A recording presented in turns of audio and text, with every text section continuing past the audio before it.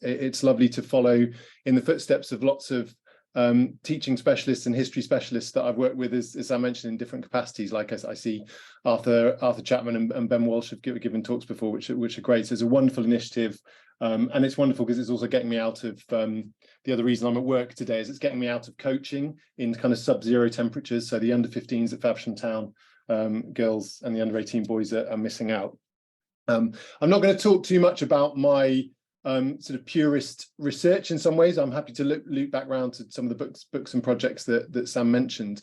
But really much of what I'm going to talk about today has come from teaching with, researching and then teaching with the American Revolution. But there is a kind of connection to some of the earlier projects. And I only really had to think about the connection between my projects when I have to like sort my CV out or give job pitches or something like that.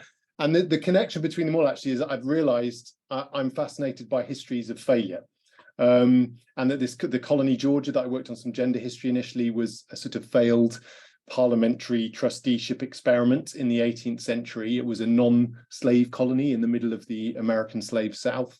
And the book on silk was a failed commodity. There are all these massively important, successful, sometimes tragically successful commodities like sugar that I know lots of you are increasingly people are teaching with, which is fabulous, and the silver and the tobacco and the slaves and so on. If one ranks humans among the commodities, and in a way, I'm going to be talking about Loyalists in the American Revolutions, and the connection there is that Loyalists were sort of the losers and the failures of the American Revolution. One might describe them as the kind of the prices of the success of the American Revolution, you know, establishing a brand new independent federal republic in 1776, or maybe in 1781, or maybe in 1783, or maybe in 1789.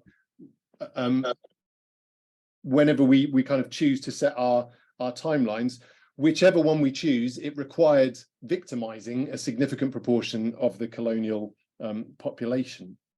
And so in the national myth, in the American, the US national myth, and as some people would have it in the national US history curriculum, Americans rise up as one, right, to defend God-given rights and so on. But in reality, then there's this irony underlying, not just the old kind of paradox of American slavery and American liberty, that I think, especially since the 1619 project, lots of people have been more aware of.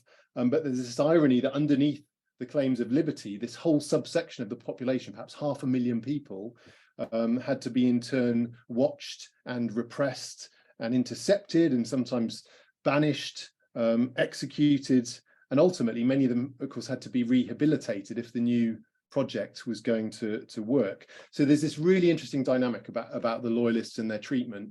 It feels in a weird way, given the news cycle again this week, that it sort of echoes topical stuff that feels like it's going on at the moment in UK debates, you know, around policy and around identity and legitimacy. This idea of how we best protect a population or protect a common good depends on how we define that common good. So a lot of questions floating around refugee status, diaspora, asylum and asylum seeking, ideas of lockdown, of course, ideas of being part of a larger federal transnational union. These all intersect in really interesting ways with loyalism, and I think they've really kicked, but besides rediscovering kind of lost bits of history and lost populations within those histories, that kind of that burning topicality has been another spur to lots of new thinking and writing about loyalism, which is why it's a really exciting field to play with in the classroom at the moment. As I've explained, this contrary to many ideas, I think this wasn't a small number of people. It also wasn't a singular type of people. And by addressing the histories, then plural, of the Loyalists, plural, as scholars have been, especially in the last 15 years or so, we can better understand the contingencies and the contexts and the competitions that shaped the American Revolution. And so understanding the Loyalists a bit better, which is I'm hoping is kind of what might come out of some of today, helps us to see the revolution not as an event or not as a kind of linear certainly not as an ideological patriotic uprising as its winners wanted us to believe right from 1789 at least. It shows the revolution as this kind of improvisational, messy, localistic, and quite traumatic series of episodes. So I didn't want to assume too much knowledge. I'm not sure exactly how many people directly sort of teach the subject matter of the American Revolution, or for whom some of these subject areas might fall within wider packages. But I think wherever and however one teaches, I hope there's scope to kind of, either from a kind of skills and inquiry perspective, or from grander arcs connected to race, empire, migration, national identity, and so on, that they're this kind of really fertile population, even if it's for quite pointed, almost biographic or micro-historical incorporations. And I'll try and make sure that by the end I've kind of offered a couple of reflections on at least what's worked in the classroom for me in terms of kind of teaching the Loyalists, even if it's not central to kind of an understanding of historical context or kind of an event-driven history. So I wanted to make sure that I started with the image that I think we shared as part of the advertising for this event, which is one of my favorite images about the American Revolution, and it goes alongside an opening observation that the Loyalists have long been kind of selectively written out of history. The old adage, of course, history is never kind to the losers. It's written, it's sometimes painted by the winners, and this is a lovely example. So actually, can I just check that you're seeing the slides in case? Are you now able to see Benjamin Franklin sat rather? Okay, great, thanks, Sam. So this is Benjamin West's unfinished portrait of the commission which negotiated the treaty at the end of the American Revolution, at the end of the war, between the United States and Britain, signed in Paris on the 30th of November 1782. But the only people that you see in here are the American peace commissioners. You might recognize John Adams seated on the left-hand side with kind of cartoonized legs, because that's not complete, and Ben Franklin in the darker colors.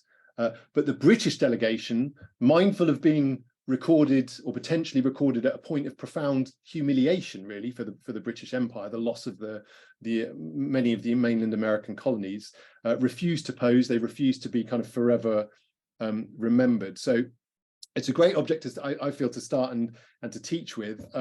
Lots of things have got a lot easier in terms of getting at the American Revolution if young people still watch and listen to Hamilton. It's been great for a kind of cohort of Hamilton addicted students have come through to us in university in the last 5 years. I'm not sure if they're still being addicted at a younger age. They should be. But that magnificent show has got lots of connections in here as well, because you've got John Jay, who co-wrote the Federalist Papers with Hamilton's. You've got John Lawrence and Benjamin Franklin, who are referenced in the musical. Behind Franklin is his grandson, who ends up being kind of secretarial assistants for him. Not his son, because his son is going to end up on the other side of the revolution, on the sort of forgotten side, William Franklin. So he's one of the sort of missing figures from the pantheon of founding fathers. And then sat next to Franklin, you can see Henry Lawrence, who's the father of John Lawrence, who's one of the more kind of vibrant, dynamic characters who from South Carolina, who dies over the course of the revolution, and of course who dies and is remembered in the musical. And so who's represented here? Well, we've got people from New York, from New England, from Pennsylvania, the middle colonies. And we've got Lawrence representing, in a way, South Carolina, the kind of slave majority South in this American delegation.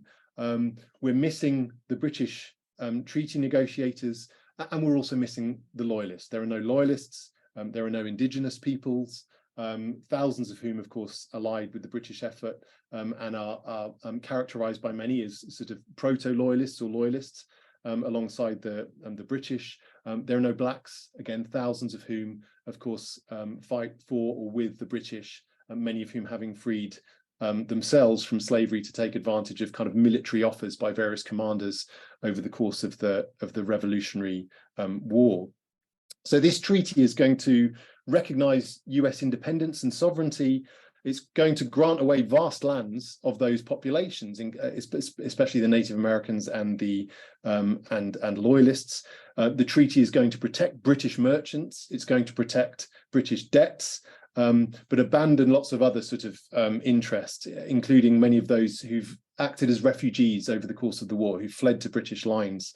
And so there's a kind of interesting sense here of the staging of the revolution, but also the staging of how the history of the revolution has been written, that we've got kind of selected participants allowed to occupy the canvas. Now, in fact, Loyalists were among the first people to try to write the history of the American Revolution, because they felt a burning kind of need to explain why the world that they thought they understood has kind of collapsed. Also to justify why they've become a scourge, why they've become a kind of minority, an opposition, an enemy within. And among early Loyalist historians falling into this category was Lieutenant Governor Thomas Hutchinson, whose house was sacked, of course, during the Stamp Act protests that kicked much of this off in 1765, and who refused to allow those famous East India Company tea ships to leave Boston Harbor in 1773. And lots of these early historians who've experienced the kind of hard end of maltreatment at the hands of Sons of Liberty or patriots have a lot of anger, they have a lot of bitterness, and they spit this out in their early histories. Peter Oliver, another early Loyalist and sort of Loyalist historian, places most of the blame for the revolution on the likes of Samuel Adams, for kind of whipping up the people, for whipping up the mob into illegal rebellions, charging them with having kind of dirty grasping sort of economic reasons for exploiting American discontent and seizing a new kind of power base. So as historian Edward Larkin has noted, Peter Oliver seems to have become the stereotype of the American Loyalist: wealthy, entangled in the British imperial machinery, strident, angry and unrelenting. This is all Larkin's words, easy to demonize. What do these Loyalists look like from the other side? Another West painting, another kind of fabulous opportunity to reflect on the legacies of the American Revolution and a sort of rewriting of a creative rearticulation of history through art. So this is a quirky painting. The original history painting that you're seeing in large on the screen didn't survive, unfortunately, but it was included as a kind of detail in a portrait that West later drew of one of the commissioners who helped to settle Loyalist claims, a lawyer called John Eardley Wilmot, who was kind of in charge of handing out some public money. The first time this had really happened, Parliament spends a few £1 million to recompense the Loyalists, that I'll return to if I have time at the end. But what we see here then in this kind of British iteration of a post-American empire and what it might look like, and the kind of tone of the treatment of the Loyalists, is the allegorical figure of Britannia. Of course, you can see with the shield offering solace, offering compassion, offering a sort of promise of compensation for her exiled American-born Loyalists in 1783. And you can see West has pictured himself with his wife on the right-hand side of this canvas. West is one of the first American artists, incidentally, to become prominent in Britain. He's by now the court painter, in fact, of King George III. And we've got these two figures of religion and justice extending the cope or the mantle of Britannia to sort of shield these Loyalists, who are led by characters representing in robes representing law, the church, and the government. Kind of fundamental, I suppose, ideas linked with conservatism, linked with law and order, and in a sense here, we can almost follow the historiography, right? The way that the history of loyalism has been written, by kind of following where that cape goes. It starts with biographies of big, famous, prominent white men, sometimes written by themselves, I've talked about. And in the last 15 years, we've reached scholarship that's actually brought into focus that a wonderful mix of characters at the back there that blend into the background: people of color, indigenous figures, women, people of status, children, the military, and up at the top, in the break between the clouds, as the sun comes through, you see these weird little kind of cherubic figures who represent the idea that America and or the United States and Britain will kind of cuddle up to one another and find a new modus operandi that's sort of collaborative and non-confrontational in the aftermath of war. And I couldn't imagine a more kind of ironic day, given what's been going on in Parliament today, to be talking about some of this subject matter, of course. William Franklin, by the way, who I mentioned, the son of Benjamin Franklin, who became a militant Tory. He's a governor. He's isolated. He's under house arrest for a significant period of time. Is the leftmost robed figure on display here, and he was among the Loyalist leaders who advocated for better treatment and recognition of the Loyalist involvement in support of Britain, of the sacrifices that these somewhere between 100,000 and 500,000 people made on behalf of empire, on behalf of Britain, often in the process wrecking their lives and their livelihoods.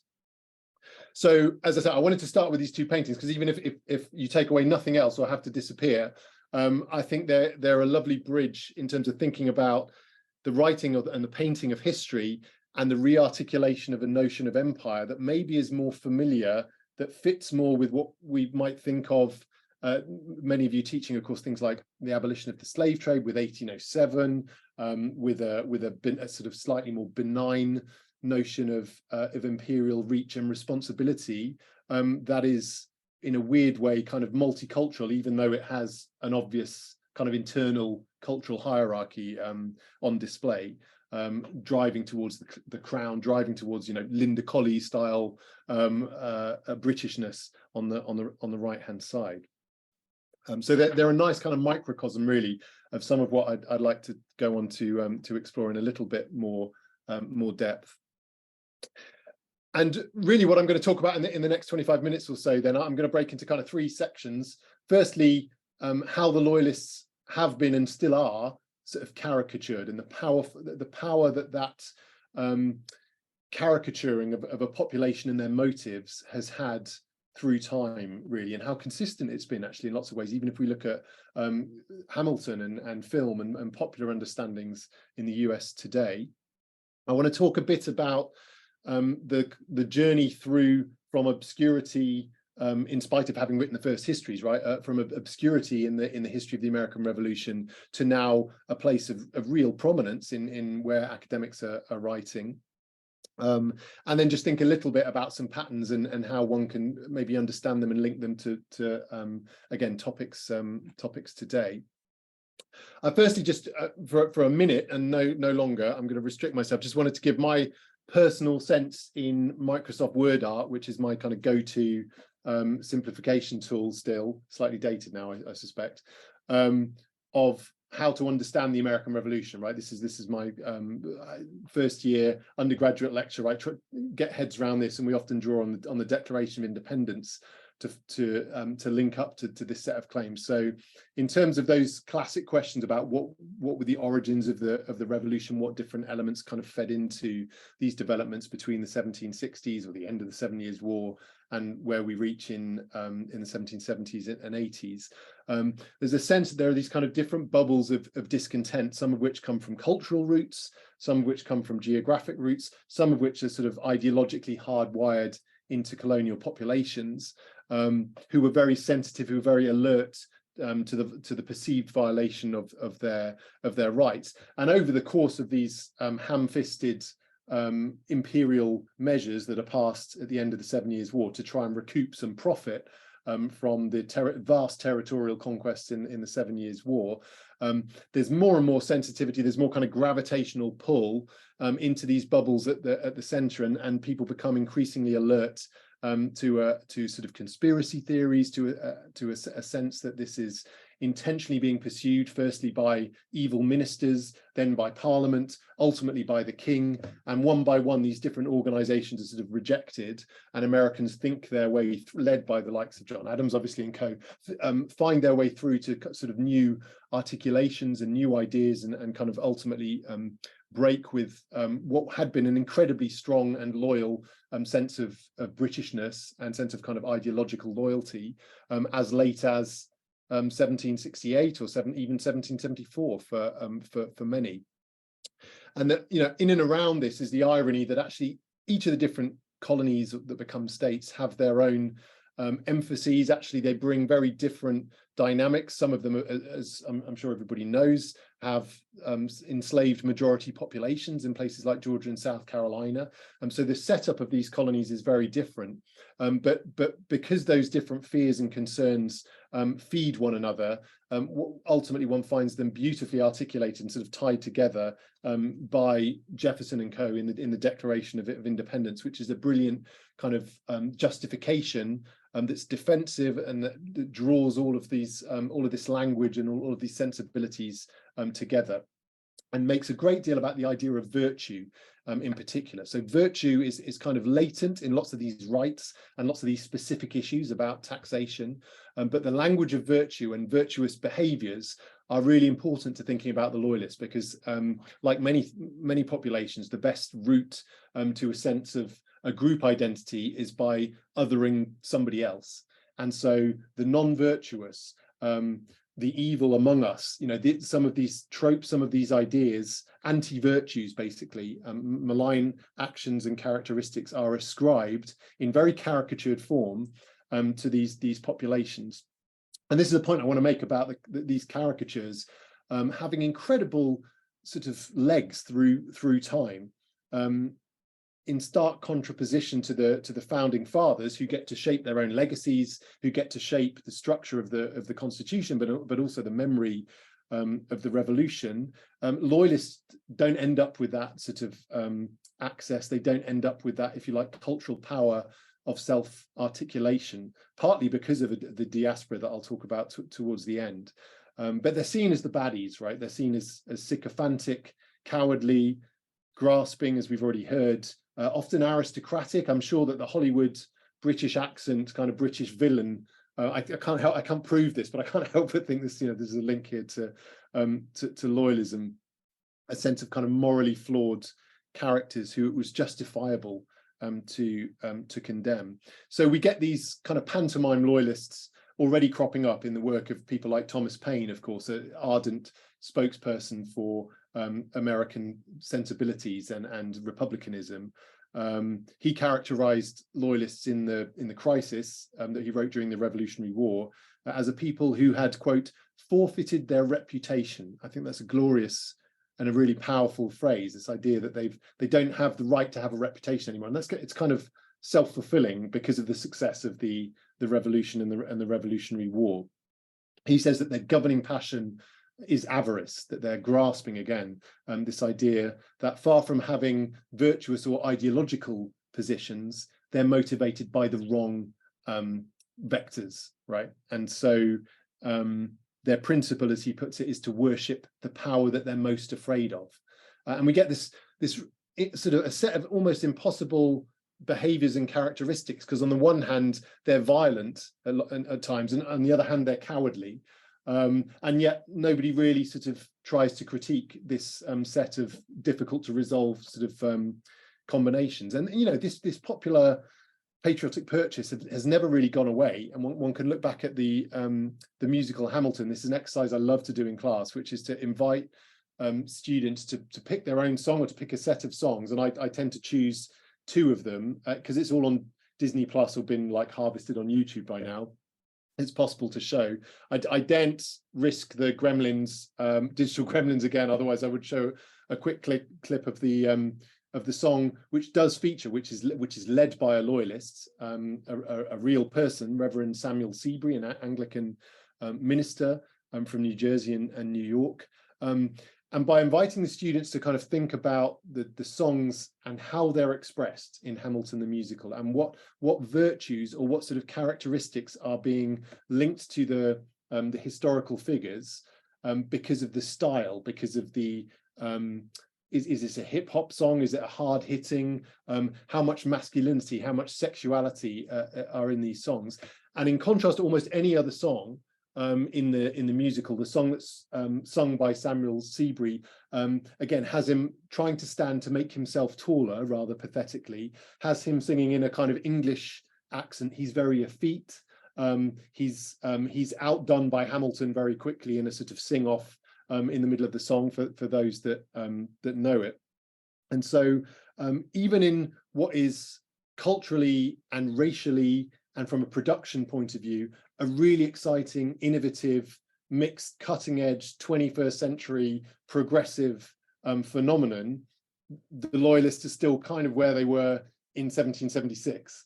And you know, you can see it just as flamboyantly in the Patriot, in the movie that was a blockbuster hit at the start of the 21st century. Happily, no students know of it anymore, so I almost feel bad bringing it up now. But it's something that's great to teach with, because it creates these ludicrous kind of fascist claims about some of the behaviours of individual loyalists, who once again are kind of caricatured, and their violence is overplayed. Not that there weren't atrocities of all sorts of levels in what was a very brutal civil war, but they were perpetrated by both sides, and some of the scholarship that I'll come to in a moment I think demonstrates that quite clearly.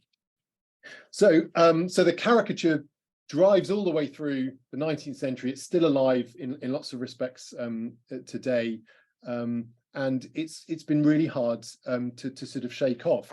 And one of the reasons it's hard to shake off is it starts to link itself, this set of caricatures about loyalists, to powerful ideas about race and about sexuality. And again, in terms of cutting edge scholarship, if you look at almost any field connected to global history, connected to revisiting whether it's the Tudors, you know, all sorts of subject areas in the last 10 years have been complicating and diversifying and decolonizing how they approach this subject matter. And I think increasingly it's visible to see through the maltreatment and the kind of caricaturing of the Loyalists how powerful these racialized and sexualized tropes are.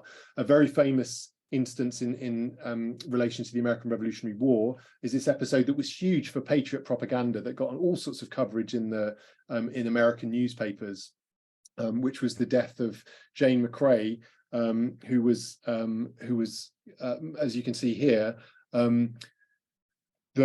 about to get married to a Loyalist officer, and was killed, possibly accidentally, by indigenous allies of the British. And the examples and the way that this murder and the way that it's is described initially and is then increasingly exaggerated. Basically, what happens over the course between the event in 1777 and the early 19th century, you're looking at an early 19th century, the indigenous peoples become more inverted commas savage. Jane McCrae becomes more buxom and more white, and there's loads of examples. This is just one, but there's loads of examples, if you like, of drawing racialization, sexualization into the dynamics of targeting Loyalists. The language, again, that we're familiar with now about protecting, the need to protect women and children, the threat of rape by British redcoats or Hessian soldiers, but especially by Loyalist militia or sort of auxiliary forces. So it's a really interesting mix then of mobilizing propaganda that historians like Robert Parkinson have explained, I think, really well, and I'll share a bibliography at the end and these resources afterwards, and then just some kind of classical ways in which the Loyalists themselves have been drowned out and struggled to escape the box that they've been put in. We might have expected them to escape that box earlier, had it not been for the fact, of course, that nobody really cares about the Loyalists, right? The British, they're an embarrassment to the British because they're an expense to the British. The Americans want to pretend everybody rose up nationally and sort of there was greater consensus than there actually was, especially after trying to hang this federal constitution together from 1789. Only the Canadians really, you know, sort of care about the Loyalists, and so the first time that we see Loyalists being properly researched and sort of published around is often in quite small journals and articles, and kind of almost in genealogical, the previous version of kind of ancestry.com, as significant thousands of people who migrated to Canada think about their relatives and their ancestors and their sort of and their backstories.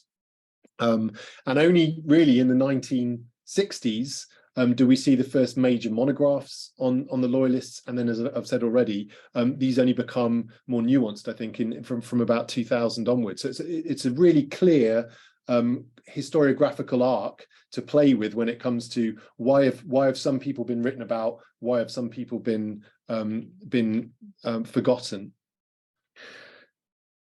The first person to really engage with and try to recover and sometimes literally excavate Loyalists was a really interesting character called Lorenzo Sabine, who was from Maine, in the sort of borderlands between Canada and the United States. And in the middle of the 19th century, he takes it upon himself as a kind of idle preoccupation. There's lots going on, there's lots of abolitionist societies, there's lots of new forms of communication. We're not far from kind of Seneca Falls. It's kind of an interesting moment in opening up conversations in the public sphere about American history and identity. And so Sabine publishes this big anthology because he's found all these little snippets about Loyalists all over the country, wandering around grave sites and so on.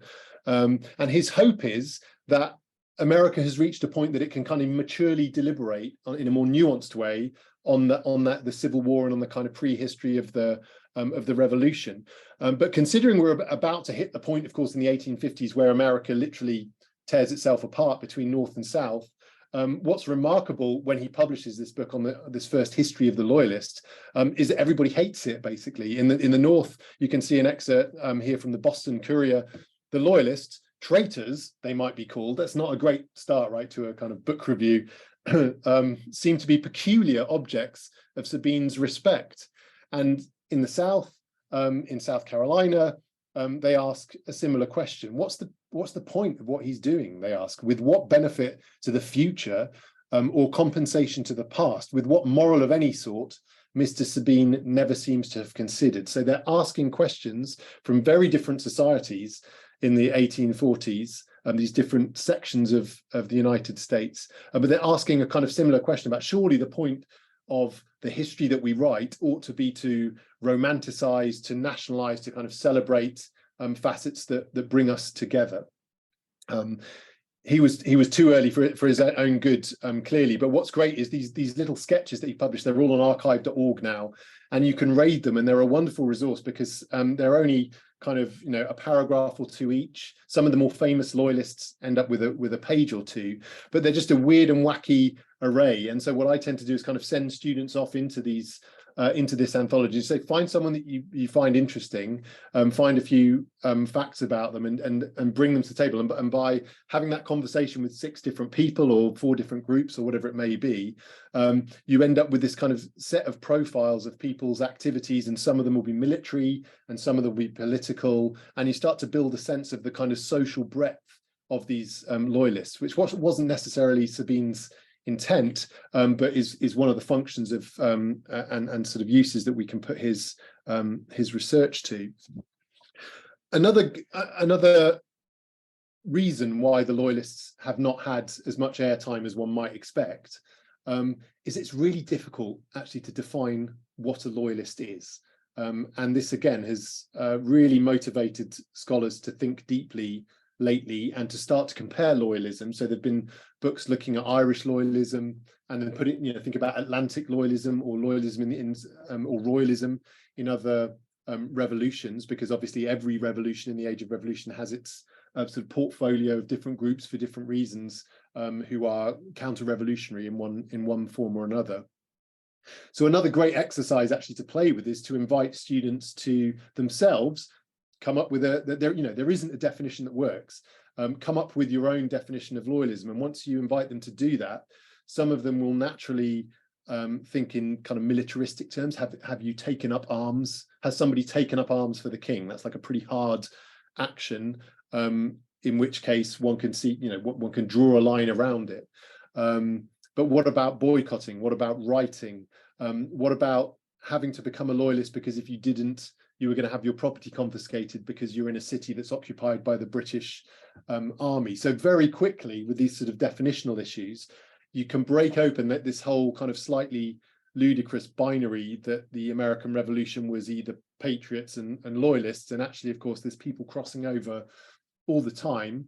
And I haven't got round yet to fleshing this out in sort of research terms, but I'm really interested in a piece of work around identity and looking at identity through time, because there's lots of people that start in one camp and moved to another camp.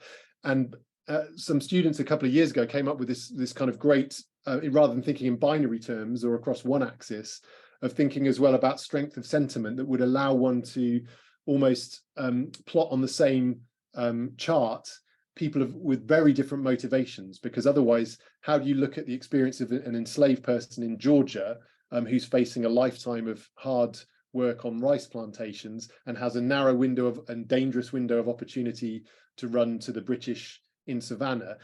That's not sort of authentic loyalism in the way that somebody that's volunteering to sign up to a loyalist troop, or Samuel Seabury, who's publishing and reading fiery sermons. So it allows us to bring in all of those populations under the cape and kind of think about motivations and think about who's been missing from the story. And another kind of route into the loyalists, or to sort of play with the loyalists, is to think about Brexit. And this normally makes us all go, especially in the classroom, sensitivities and or just wanting to be through it and to be sort of over it. But I firmly believe that's probably the only good thing that might have come from Brexit so far in my life, to me, has been the chance to plug it backwards into the American Revolution to help think about the American Revolution. Not all of the ludicrous stuff that we find in newspapers about Britain declaring its independence, but actually the other way around, that because we've lived through this big referendum moment, which was a binary, right? Which is a binary moment of you're with us or you're not, or you're in this camp or you're in that camp, and you have to put your name on a dotted line of one sort or another. This is a way of understanding loyalism and how it emerges, because as we move through these different crises in the American Revolution, you eventually reach a point wherever you are where that kind of decision is necessary, and it's not always at the same time or in the same way, but actually it's a useful way of kind of thinking about identity and the cleavages, but also some of the complicated patterns that are then shown when we look at the sort of history of the American Revolution. So this is where I think it can help us reflect a little bit on where and how loyalists crop up most flamboyantly or most sort of visibly. So there's a map on display here of kind of areas of loyalist concentration, and in the port cities there tended to be more loyalists because there are strong connections back to Britain, to British merchants, to including slave trading merchants, of course, especially in places like Rhode Island, New York, and Charleston. But there are also kind of weird, quirky areas, because in the backcountry, for instance, you can see in North Carolina and South Carolina, those populations really often disagreed and felt oppressed and ethnically angry and economically anxious about how they're treated by the elites, by the slaveholding planters in the eastern seaboard, who are making vast profits, just like their Caribbean counterparts are. And so these kind of internal tensions and dynamics then map onto ultimately who goes one way or who goes the other way in the American Revolution or the Revolutionary War proper. So there's some really interesting ideas about how loyalists are patterned. And why they, what motivated them. It wasn't the caricature. It wasn't just cowardice or being grasping. Often it's family. Often it's anxiety of one sort or another. Often it's faith or a sort of religious minority status of one sort or another. So it helps us to kind of think through some of the patterns within the colonial population. And it also flags that there's, over the next 10 years, there's going to be incredible motion and migration and refugee status for lots of these different populations. So I'm going to skip through a couple of slides in the center here, which I can return to, but I think I've already made the key points that I wanted to, which is that we find these really interesting moments where loyalists, because of a binary moment, come into definition, or kind of are flushed out, or become more visible. Things in the 1760s weren't as clear as they're going to be later, and we always have to be careful, I think, with contingency and with being wise after the event in history. And it's really fun to and important to think through the life experiences of people that end up being really hardcore loyalists.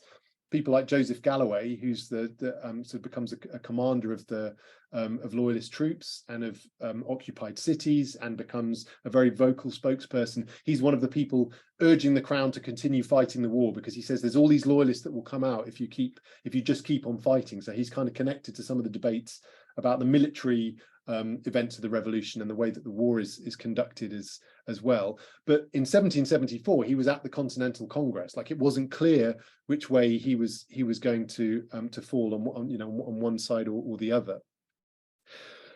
Loyalists, and exposing the loyalists, and seeing through some of the artifice and propaganda of the Sons of Liberty, or of the history writers of the United States in the 19th century, also showcases actually that this was a much more violent and unpleasant set of developments. Sometimes the American Revolution is sort of counterposed against the violence of the Terror and the French Revolution, or upheavals in Saint-Domingue, or wherever it may be.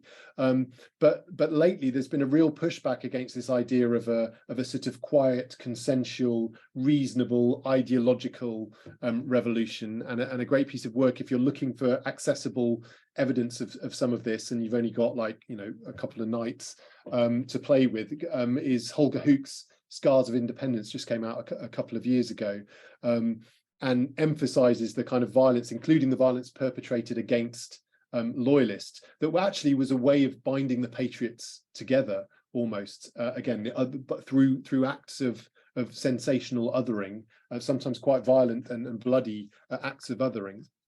And oftentimes, far from the loyalists being cowardly and subdued by these activities, we actually find them more strident and oppositional. There are famous loyalists like Thomas Brown, who had his feet almost burnt off, and his scalp burnt when he was tarred and feathered, who then becomes kind of emotionally committed to loyalism, and becomes a guerrilla band fighter in Georgia and South Carolina, a very effective one, that causes all sorts of problems for the Patriots in the backcountry around Augusta, where we usually more associate with golf and the Masters, I think, than the American Revolution.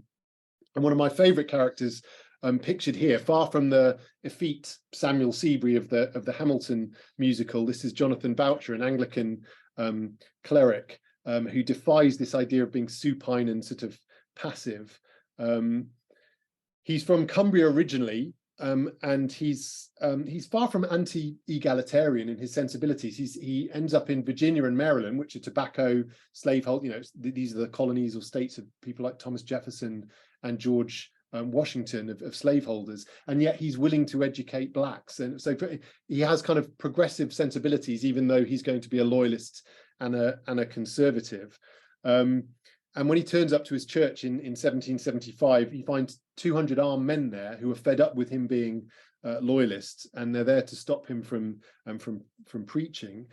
So he got used to placing, in his words, a pair of loaded pistols on the cushioned seat of the pulpit. And this is admittedly from his autobiography, so pinch of salt. With my sermon in one hand and a loaded pistol in the other, like Nehemiah, I prepared to ascend the steps of the pulpit. And he's basically rugby tackled by one of his friends who's worried about him getting shot. He grabs the ringleader of the local patriots, puts a gun to his head, marches him out of the church, and escapes, and eventually makes it back to Britain, and will be one of the early historians of the American Revolution. So very much not in the mold, if you like, of so many presuppositions. And there are lots of interesting examples, I think, that you can find in some of the publications I'll mention at the end, in different ways, who sort of mock, who are creative, who are satirical, who push back against this notion of the loyalists being somehow kind of passive or unthinking.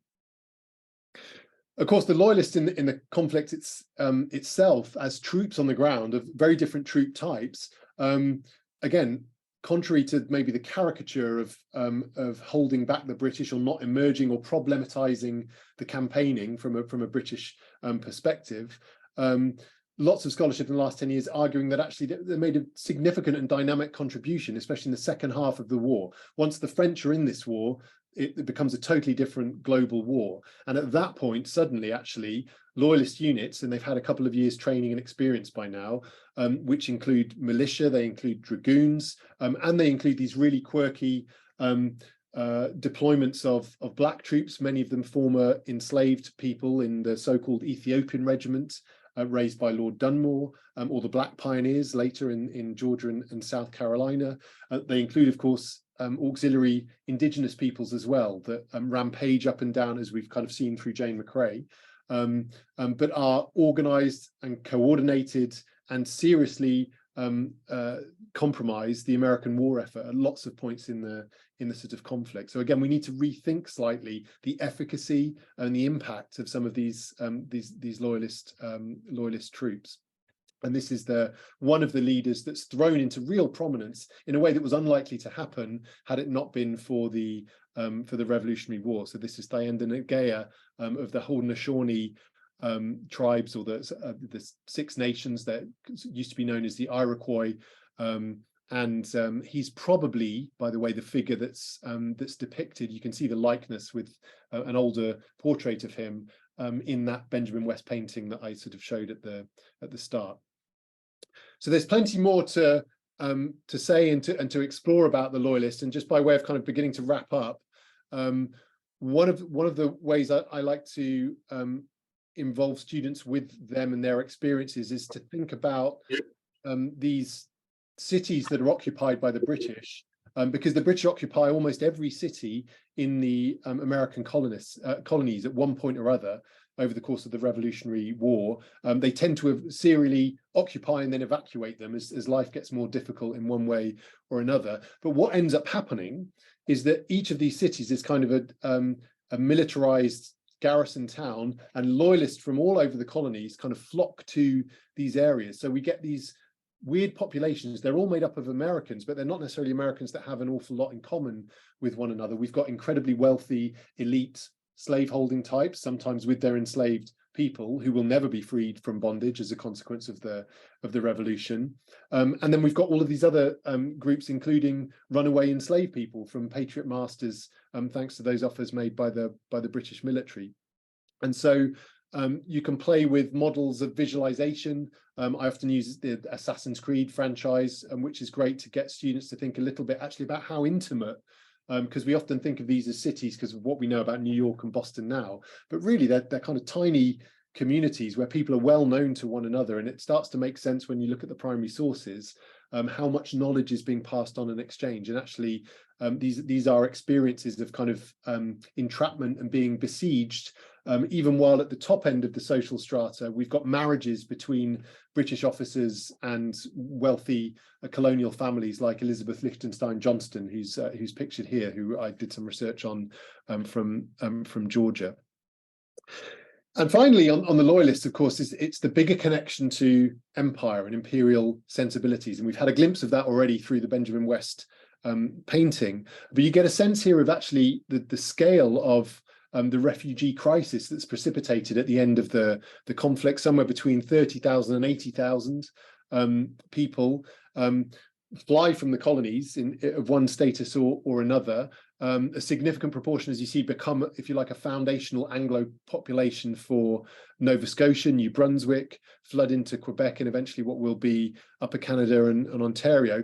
But they also come back to Edinburgh and to London. They're responsible, especially these formerly enslaved populations, or sometimes free blacks, but who've taken advantage of the war to escape the Americas, being a significant proportion of London's earliest kind of, black communities at the end of the 18th century. Some 50 of them even having the inverted commas temerity to ask this Loyalist Claims Commission for money, for recompense for the service that they'd offered, often because they've suffered injuries of one sort or another.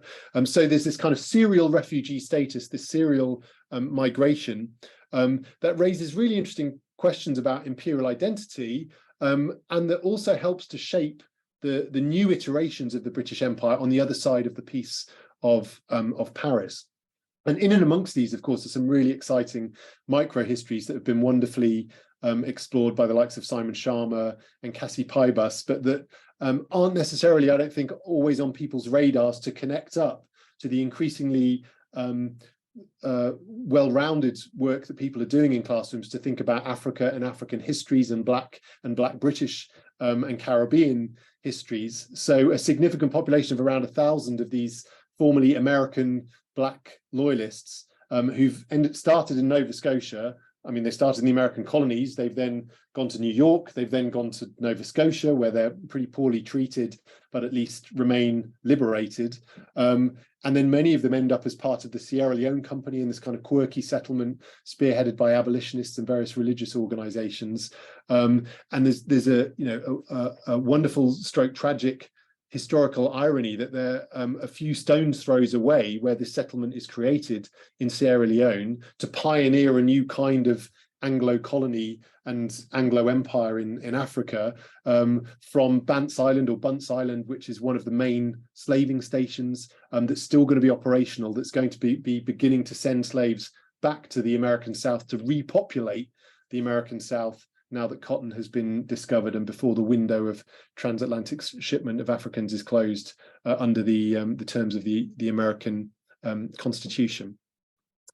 So I think I'm going to pause there and just with a refresher on that on that sense of imagined outcomes and graphical depictions of what could have been. I mean, thankfully we didn't get here with Brexit. I suppose it's something to be thankful of. But there's a sense of unicorns in some of this projection, and actually a need in the new American states to really soften quite quickly what had been a really hardcore treatment of the Loyalists. In the space of 2 or 3 years, people are being forgiven, estates are being returned, confiscation acts, clemency acts are being passed, and quietly and softly and unobtrusively, hundreds of thousands of people who'd taken up arms against the cause of American independence are rehabilitated and reintegrated in what becomes a new federal project into the 1790s and beyond. So thank you. I will pause there, but as I said, I'm very happy to jump back into any of those slides, and I will stop sharing my screen at least for now. Thank you. That was phenomenally interesting, and as somebody who admittedly is quite ignorant about the American Revolution, and that was really useful. So thank you so much. There haven't been any questions come into the chat yet, but that's okay because I've got a couple. If you'll indulge me. So you kind of started to talk about this at the end, or sort of started to touch on it, but how quickly does that kind of the feeling of loyalism among those who are loyalists, how quickly does that dissipate? How does that go from being kind of intense feeling of loyalty towards Britain to kind of this new sovereignty, this new Americanness that you're kind of talking about? How quickly does that happen? How is that facilitated? Could you speak a bit more about that, I guess? Yeah, definitely. I mean, the Loyalists feel a huge sense of betrayal by all parties, really, but especially by the British from sort of 1782. So that last cartoon that I was just showing at the end, showing people strung up, this was their expectation, right? This was a kind of in defense of the Loyalists because they felt that they'd been thrown under a bus because their interests weren't really protected in that peace treaty. It was incredibly soft language about how the British were then going to expect the newly recognized United States to treat Loyalists. And I forget the exact phrasing, but it's something like it recommended to the states that they treat with clemency, but there was nothing stronger than that. There was no financial support. There was no insistence that there was no sense of kind of immunity. And so, yeah, the language of betrayal is expressed very ardently, and there's a kind of realization that they're stuck between a rock and a hard place. Like, how can they manufacture their livelihoods, and oftentimes actually these families have been broken up in different ways. So there's a gender dynamic here which becomes really important to rehabilitating lots of the Loyalists. Notionally, of course, women didn't have political rights to vote. They weren't accorded, I mean, for a small amount of time in New Jersey they will be, but they're not sort of recognized and accorded that kind of agency.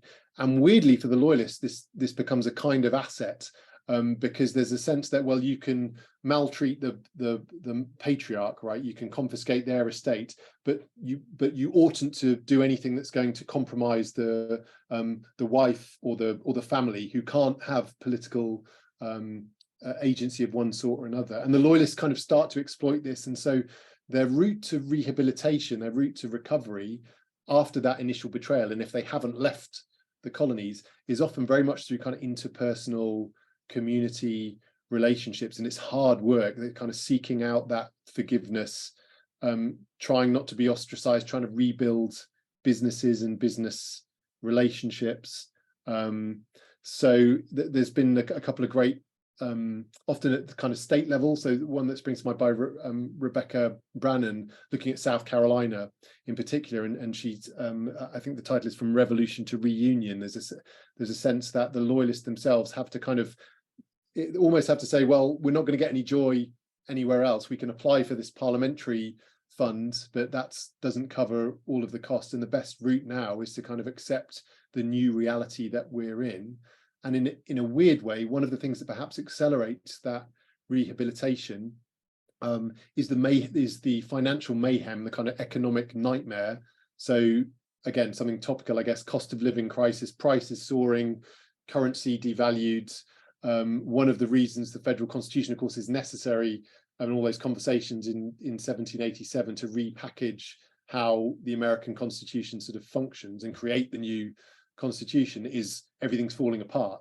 And so plenty of the Loyalists are of kind of middle elite status, or they're well connected, or they've got those British connections, and therefore they do bring a bit social and cultural and sometimes economic capital skin back into the game that's actually sort of needed by American elites who are trying to negotiate their way to stability. So there's, I think, you know, that's a part of the answer to that process and that question as well. I suppose you, just from what you're saying, you wonder whether that kind of the asking for forgiveness feeds into that whole kind of narrative that develops, that I suppose you started with, of, well, how is the Loyalist still viewed today and how were they viewed at the time? You wonder whether that paying penance in a way feeds into that. Yeah, interesting. There's been a couple of questions that have come in on the chat, and then I've got a question to ask about schooling, if that's all right, and how we might apply this in school. So David asked, you had a slide on the Tory Act of 1776. Whose side was this on, and what did it say? I don't know if you can say anything more about that. Yeah, absolutely. So this was a few months, it's in January 1776. It's a few months before the Declaration of Independence, and it's part of the Continental Congress kind of really trying to tighten up its operation, because obviously the war has already started in April 1775. So if people remember, the kind of the war predates independence and sort of helps to galvanize sensibilities. The British Army is kind of about to arrive in all sorts of forms. There's a huge amphibious kind of imperial mercenaries. Everybody knows it's sort of going to descend. And so Congress begins to sort of preemptively start to think about how to police and control civilian populations, and how to make sure that the American war effort isn't undermined by Loyalists. But they have to tread quite carefully, because they haven't, I mean, technically at the point that the Tory Act is issued, some Americans, even within Congress, are still professing loyalty to the crown. They're not, you know, we're at the point of Tom Paine publishing Common Sense. There isn't yet across all of the colonies a clear, you know, steer or drive towards, if you like, constitutional independence.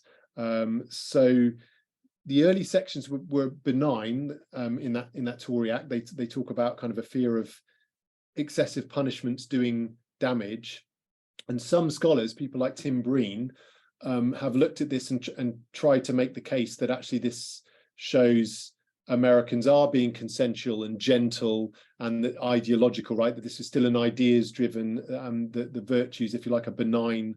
Yeah, there's a kind of an assumption in there in those early sections of the Tory Act that people behaving in loyalist ways are probably just idiots, right? They probably just don't get it.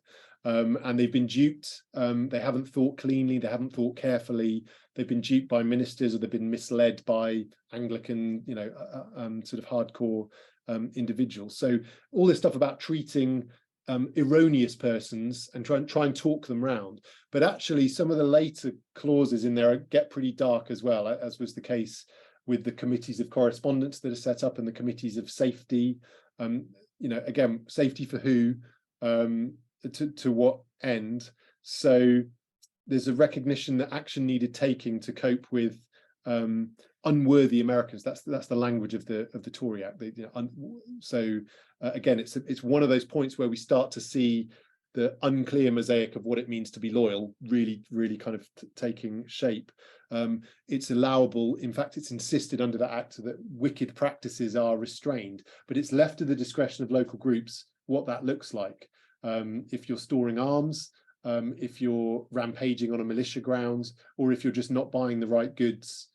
So that sort of local discretion is what's sort of empowering patriot groups in the way that Holger Hook talks about. That's why Breen and Hook are fun counterparts in a way to think about violence and the American Revolution.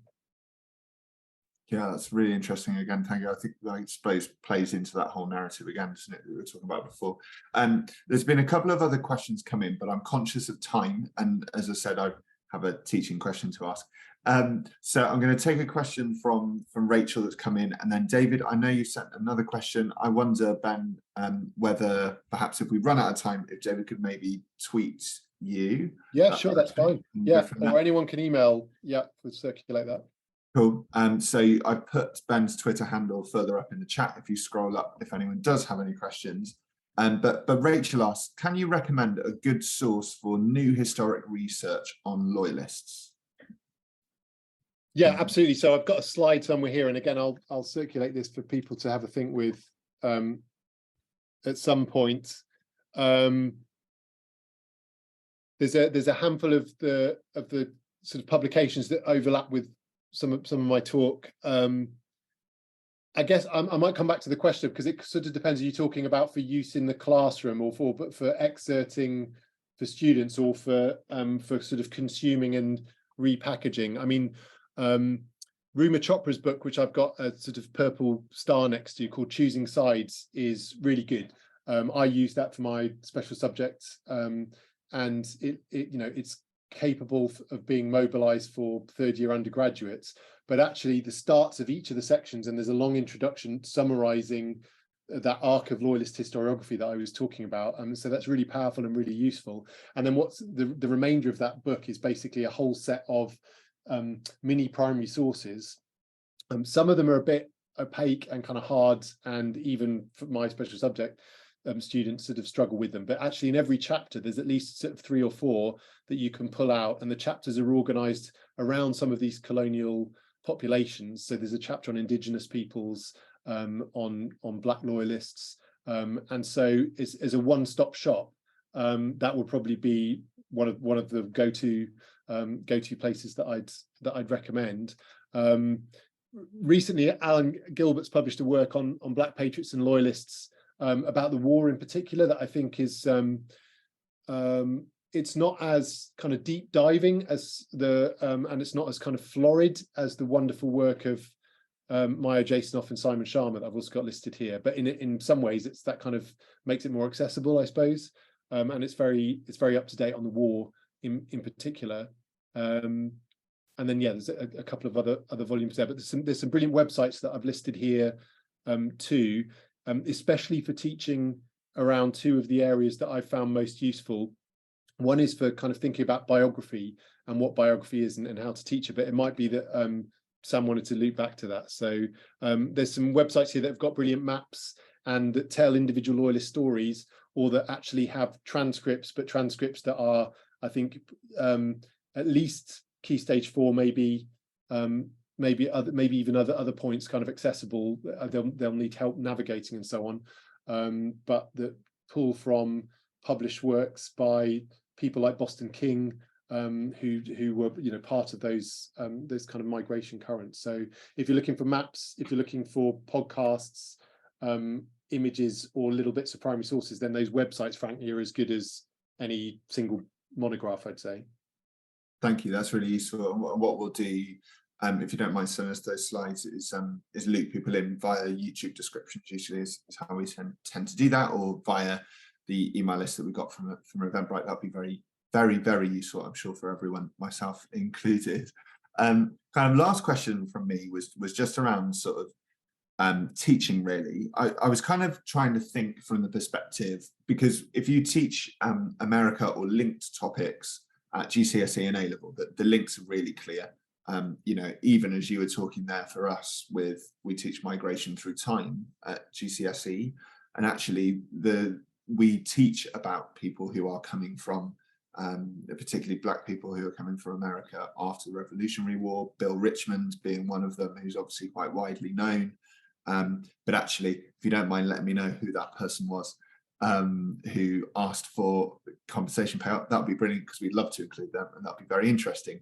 But I was kind of thinking about people who perhaps don't teach a unit that links clearly at GCSE or A-level, but who might have a really rich Key Stage 3, as there's been a huge amount of work done on kind of teaching empire, for example, at Key Stage 3.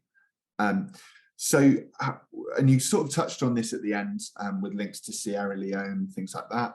But if they wanted to, as a department, was teaching about America and wanted to teach about Loyalists specifically, what might be good questions for them to ask students from sort of 11 to 14 age bracket?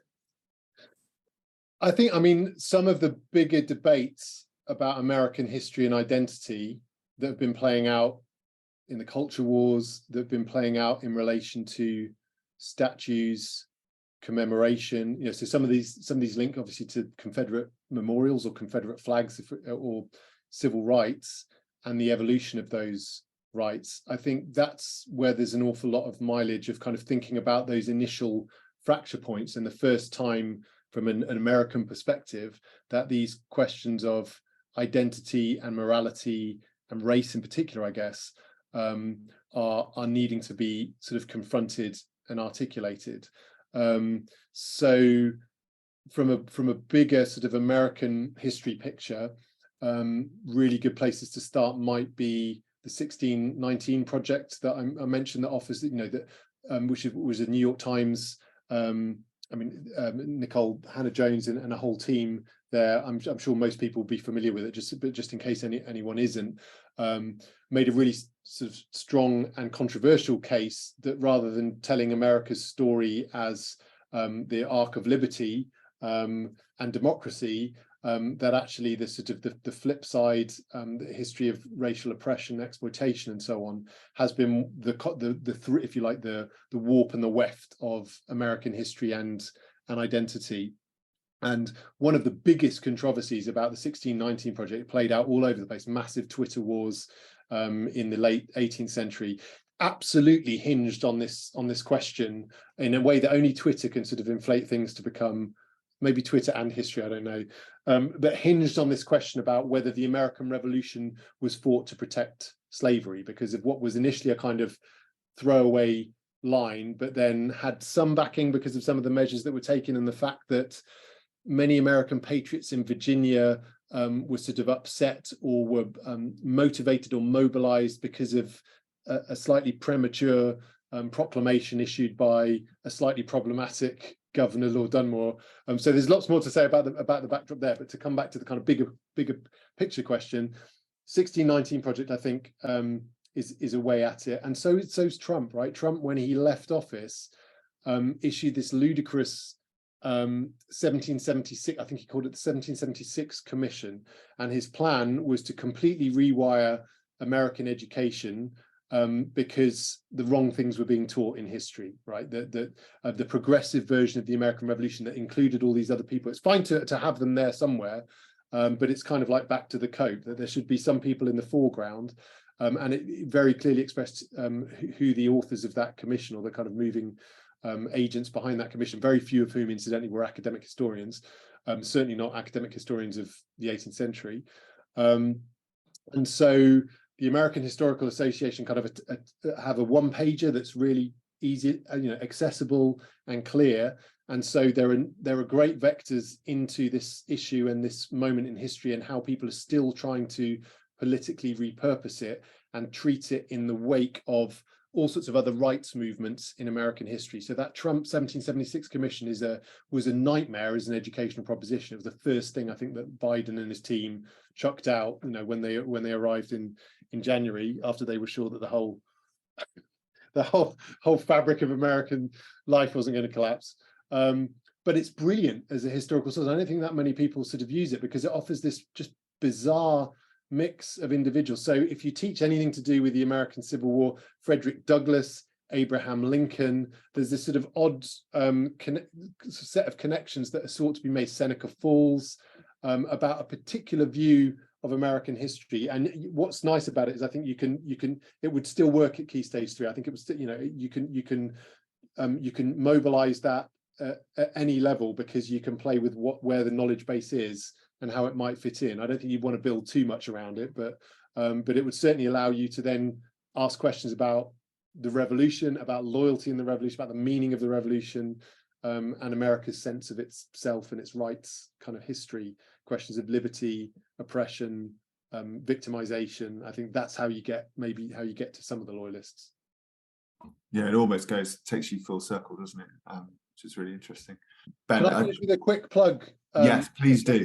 Before I go, actually, it's not just a plug; it's a kind of call to arms. So we're about to hit a load of 250th anniversaries of the American Revolution. So there's going to be loads of stuff going on. It's actually, but interestingly, because of the American political divide, it's quite complicated. The 1976 bicentenary was at a time where Americans were sort of coming together, post-Watergate, coming together a bit more. This one's going to be really hard for them to figure out.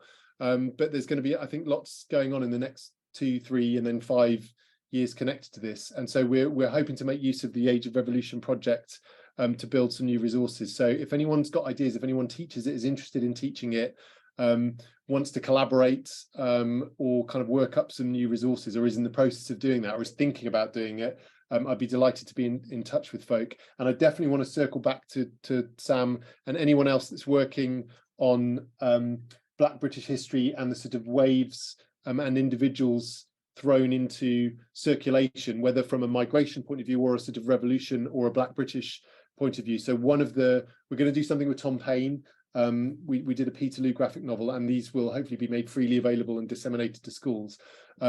We haven't got to the end yet of what we want to do to tell the story and to play with the history of Billy Waters, who may have been an American enslaved person, but equally may not have been, but becomes this really interesting kind of cultural figure, visible figure in the early 19th century. And there's loads of overlaps with histories of disability, of culture and music. He's a beggar and a fiddler outside the Adelphi Theatre. He crops up in lots of work of culture. He's then commercialized in porcelain form as part of the Industrial Revolution. So he's an incredibly interesting half character about whom there's so many gaps, and those gaps are maybe what we want to do something with. So if anyone already has a knowledge base, if that plugs into anything that people are doing, thinking of doing, might want to do, we're looking for student guinea pigs. We're looking for teacher partners. So please don't just leave that there. After, in the next few days, drop me a line, because we'd love to get a really diverse team of people to think about how we get that right. There's so many resources you guys all know that aren't quite right, and so the more that we have these conversations, it's really, really useful. Yeah, I'm very, very keen to collaborate with that. That sounds great. So you can definitely expect an email from me. But also as well on the American side of things, we at my school are going next year to be doing the OCR Empire A-level. which goes up to 1783 and includes a focus on America. So yes, also keen to work with that too. That'd be great. And also thank you for Age of Revolution stuff. I was actually using the Peterloo novel today, or graphic novel today. So well, it's reissued now, so we're up and running again. So if anyone else needs copies, yeah, get in touch. Cool. Yeah, luckily I got mine years and years ago, so thanks for that. That's great. Thank you so much for this evening, Ben. I for one thoroughly enjoyed that and took away a huge amount. So thank you so much. I think all that's really left for me to say is, I'm sure, just echoing from everybody, thanks for this evening, Ben. And this will be up on YouTube in due course when we get to it, among our busy teaching lives as well. But actually Harriet's been doing a great job of uploading a load of things onto YouTube recently. So if you go onto our YouTube channel, you'll actually find that there's 6 or 7 ones that have gone up in the last month or two, Harriet? Yes, like so I think we're up as far until Christmas. So we're sort of releasing them to give people a chance to watch the ones that have been previously as well. So we're not uploading them all in one go. Yeah. So yeah, lots of new stuff up there. So hopefully lots that's useful in the classroom. But thank you so much again, and we'll see you all next time for our next talk.